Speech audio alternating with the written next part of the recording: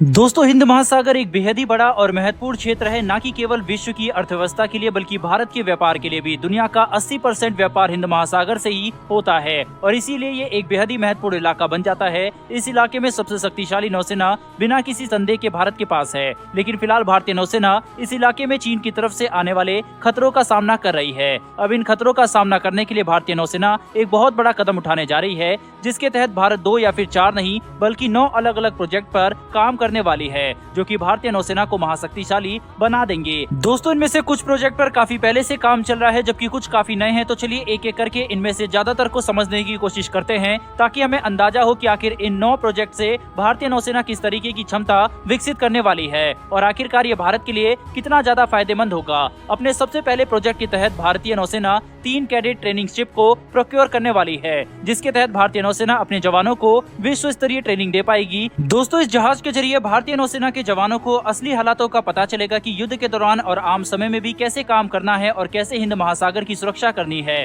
साथ ही इस जहाज की मदद से भारतीय नौसेना के जवान अपनी स्किल्स को और अपग्रेड कर पाएंगे, साथ ही उन्हें अपने वातावरण के बारे में भी काफी अनुभव होगा। दोस्तों, अपने दूसरे प्रोजेक्ट के तहत भारतीय नौसेना 6 NGOPV यानी कि next generation offshore patrol vessel खरीदने वाली है, वह भी भारतीय शिपयार्ड से, जिससे भारतीय अर्थव्यवस्था को भी फायदा होगा। इन ऑफशोर पेट्रोल वेसल का इस्तेमाल भारतीय नौसेना ऑफशोर एसेट की सुरक्षा, maritime interception, search, surveillance, mini warfare operation के दौरान स्पेशल फोर्सेस को सपोर्ट देने जैसे महत्वपूर्ण मिशन से में इस्तेमाल करने वाली है। दोस्तों, भारतीय नौसेना का ये तीसरा प्रोजेक्ट बेहद ही ज्यादा महत्वपूर्ण है। दरअसल हम सभी जानते हैं कि साल 2019 के बाद से भारतीय नौसेना के पास कोई भी एक्टिव माइन स्वीपर नहीं है और अब अपनी इसी कमी को पूरा करने के लिए भारतीय नौसेना शुरुआती दौर में 4 माइन काउंटर मेजर वेसल को खरीदेगी और कुल मिलाकर ऐसे 12 युद्धपोत खरीदे जाएंगे। इन जहाजों का वजन लगभग 800 टन होने वाला है और इनका मुख्य इस्तेमाल हर तरीके के माइंस को लोकेट, क्लासिफाई और न्यूट्रलाइज करने के लिए किया जाएगा, जिससे माइंस के द्वारा जाने वाले नुकसान को रोका जा सके और हमारे सैनिक जहाज भी सुरक्षित रह पाएंगे। दोस्तों, भारतीय नौसेना के पास मौजूद कॉर्वेट्स भी काफी ज्यादा पुराने हो चुके हैं और इन्हें जल्द ही रिप्लेस करने की जरूरत है। इसीलिए अब अपने अगले प्रोजेक्ट के तहत भारतीय नौसेना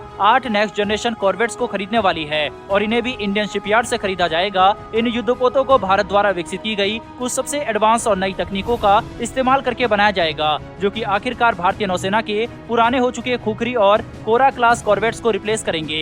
नौसेना के पास मौजूद पुराने जहाजों को रिप्लेस करने के साथ साथ भारत कुछ नए कॉन्सेप्ट को भी इस्तेमाल करना चाहता है। इसके लिए भारत अपने ब्रह्मोस मिसाइल की फुल पोटेंशियल का इस्तेमाल करने के लिए एक नए स्तर पर जाएगा और ब्रह्मोस मिसाइल से लैस मिसाइल वेसल बनाने वाला है। ऐसा करने के लिए भारतीय नौसेना कोचिन शिपयार्ड लिमिटेड से 6 NGMV यानी कि नेक्स्ट जनरेशन मिसाइल वेसल को खरीदेगी, जिन्हें सबसे latest BrahMos antiship cruise missile से लैस किया जाएगा। और अगर सब कुछ योजना के मुताबिक चलता है तो इन मिसाइल वेसल की डिलीवरी अगले 5 से 6 सालों में शुरू कर दी जाएगी। लेकिन इन सभी प्रोजेक्ट में सबसे ज्यादा ध्यान भारतीय नौसेना के NGD प्रोजेक्ट ने अपनी तरफ खींचा है, क्योंकि इस प्रोजेक्ट के तहत भारतीय नौसेना ऐसे युद्धपोत का विकास करने वाली है जिसके दम पर हम न कि बस केवल हिंद महासागर में बल्कि चीन के दरवाजे तक भी अपनी शक्ति का प्रदर्शन कर सकते हैं।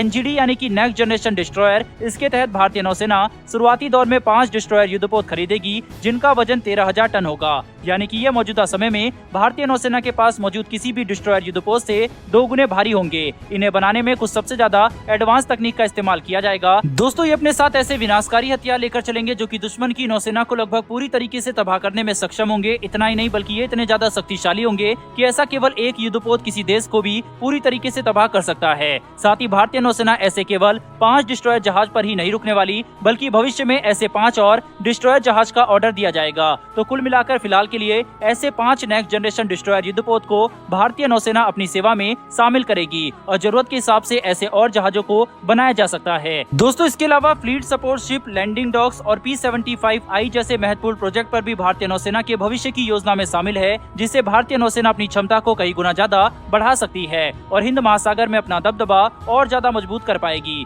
इसी बीच एक और अच्छी खबर निकलकर सामने ये आ रही है कि मझगांव डॉक शिपयार्ड ने प्रोजेक्ट 17A की तीसरी स्टेल्थ फ्रिगेट तारागिरी को लॉन्च कर दिया है, जो कि इस बात को दर्शाता है कि जहां एक तरफ भारतीय नौसेना भविष्य के लिए तेजी से योजना पर काम कर रही है, वहीं पर मौजूदा समय में भी अपनी क्षमता को बढ़ाने के लिए तेजी से नए युद्धपोत का निर्माण किया जा रहा है। दोस्तों, जिस तरीके से चाइना एक ग्लोबल नेवल पावर बनकर उभरा है, इसे ध्यान में रखते हुए अगले 10 से 15 सालों में भारतीय नौसेना के लिए भी खुद को बदलना बेहद ही ज्यादा महत्वपूर्ण है, ताकि हम चीन की तरफ से आने वाले खतरों का सामना कर सके। और ऐसा करने के लिए आज हमने जितने भी प्रोजेक्ट के ऊपर बात की है, उन सभी का समय पर पूरा होना काफी ज्यादा इम्पोर्टेंट 100% है और हमें पूरा यकीन है कि भारत ऐसा जरूर करेगा और तब हिंद महासागर में भारतीय नौसेना किसी भी तरीके के खतरों से निपटने के लिए पूरी तरह तैयार होगी। बहरहाल दोस्तों, इस वीडियो में इतना ही। आपको भारतीय नौसेना से जुड़े हुए ये फ्यूचरिस्टिक प्रोजेक्ट कैसे लगे कमेंट बॉक्स में लिखकर जरूर बताइएगा। साथ ही हमारी आने वाली डिफेंस से जुड़ी ऐसी वीडियो के लिए चैनल को सब्सक्राइब अवश्य कर लीजिए। फिर मिलेंगे ऐसी एक नई वीडियो के साथ। धन्यवाद। जय हिंद।